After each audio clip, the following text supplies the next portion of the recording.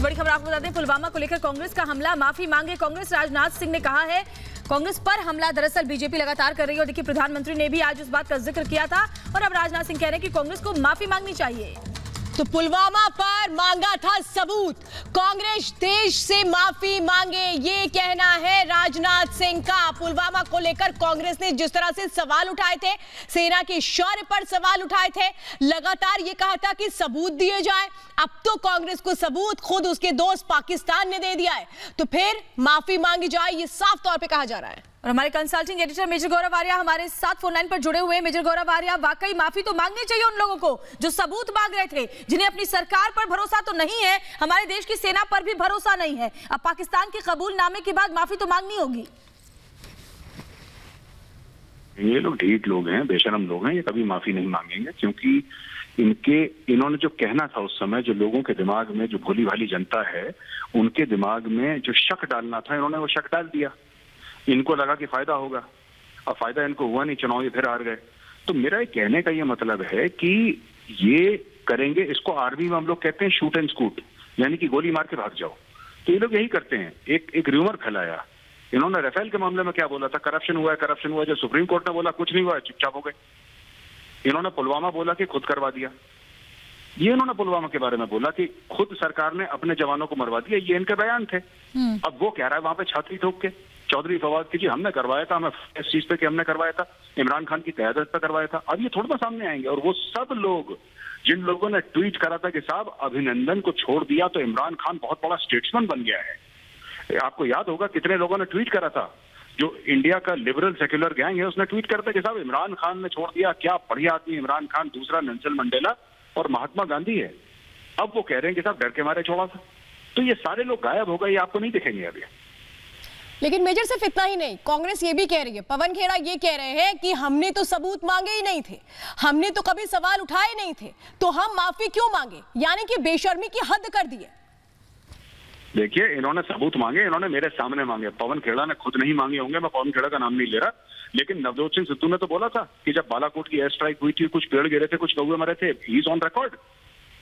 और अगर आप ये बताइए कि अगर इन्होंने सबूत नहीं मांगा तो फिर ये जो टीवी पे आके लोग बकवास कर रहे हैं, क्यों कर रहे हैं? फिर कई हफ्तों में बहस चली है, किस लिए आए फिर टेलीविजन पे? आपने एक बार अपनी आर्मी को सपोर्ट करा, आपने नहीं करा। अभी भी कांग्रेस पार्टी झूठ बोल रही है। 1200 किलोमीटर चीनी अंदर आ गए, 1200 किलोमीटर तो दिल्ली पार करके कहां पहुंच गए ये लोग? इनका हिसाब किताब इतना कमजोर है मेजर गौरव आर्या, इनका हिसाब किताब बेहद कमजोर है। देखिए उन्होंने पुलवामा अटैक को लोकसभा चुनाव से जोड़ा था, अभी भी जिस तरीके से आप कह रहे हैं, वो जो आंकड़े दे रहे हैं उन आंकड़ों की समझ ही नहीं उन्हें। नहीं, आंकड़ों की समझ के अलावा देखिए, जब नियत खराब होती है ना, इनका दिमाग सिर्फ खराब नहीं है, इनकी नियत भी खराब है। दिमाग तो खराब है ही, इनकी नियत भी खराब है। अब लेटेस्ट ये बोल रहे हैं कि साहब 1200 किलोमीटर तो ले नहीं है ना यहाँ से। इसका मतलब दिल्ली भी इस वक्त, आप और हम अगर नोएडा में हैं तो हम लोग चीन में हैं इनके हिसाब से। We are in China, we are not in India, ये कहना चाहते हैं। और ये कह के आप गायब हो जाएंगे, ये कह के गायब हो जाएंगे, इन्होंने कह दिया अपनी तरफ से बस। और सबसे बढ़िया कांग्रेस पार्टी की तारीफ है कि आज 1200 किलोमीटर है, कल उनका राहुल गांधी का मूड करेगा 1500 किलोमीटर बोल देगा, वो 1500 किलोमीटर बोल देगा, कोई दिक्कत नहीं उसके लिए। ही कैन से कि बॉम्बे चाइना के अंदर है, कुछ भी कह सकता है। तो ये लोग ऐसी बातें कह के लोगों को बरगलाते हैं। और पर एक बात तो है भारत के लोगों के, भारत के लोगों ने हर समय इनको हार ही दिखाई है चुनाव में, क्योंकि जो कॉमन मैन है वो बेवकूफ नहीं है, आम आदमी है भारत का, वो बेवकूफ नहीं है। तो ये सब चीजें, पुलवामा अंदर का काम था, खुद ही हो गया, किसने करा, सर्जिकल स्ट्राइक है, नहीं हुई। और पाकिस्तान बार बार कह रहा है कि ये इस बार जो इमरान खान ने खुद बोला है कि जो सर्जिकल स्ट्राइक हुई थी इंडिया की, या बालाकोट हुआ था, उससे ज्यादा बड़ी कार्रवाई इंडिया करेगा, उसने खुद बोला है। जो पाकिस्तानी है, जो पाकिस्तान का वजीर आजम यानी प्रधानमंत्री है, प्राइम मिनिस्टर, वो बोल रहा है, उसकी बात भी नहीं समझ रहे, यहाँ के प्रधानमंत्री की भी बात नहीं समझ रहे। इनकी अपनी अलग डिप्लोमेसी और एक अलग फॉरेन पॉलिसी चल रही कांग्रेस से।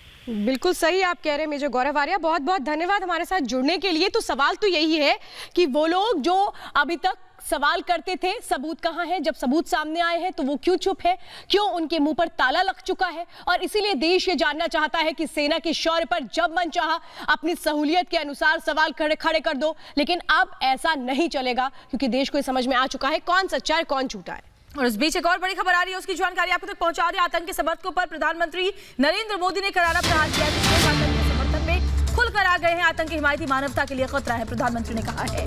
तो ऐसे लोग विश्व के लिए चिंता का विषय है। कुछ लोग आतंक के समर्थन में खुल करके आ चुके हैं। प्रधानमंत्री नरेंद्र मोदी जो गुजरात में है, केवड़िया में है, 2 दिनों के दौरे पर, और एक बड़ा वहां से उन्होंने हमला किया है, बड़ा प्रहार किया है कि आतंक के समर्थकों को सुधर जाना चाहिए। देश का मनोबल ऊंचा है, ऊंचा रहेगा। पड़ोसी देश ने सच स्वीकार कर लिया है, लेकिन वो लोग जो आतंक के हिमायती हैं वो चुप है। और ऐसे में सवाल यही है कि आखिर वो लोग अब कहां चले गए हैं, जिन्हें पुलवामा का सबूत चाहिए था, जिन्हें यह जानना था कि सर्जिकल स्ट्राइक हुई थी या नहीं हुई थी।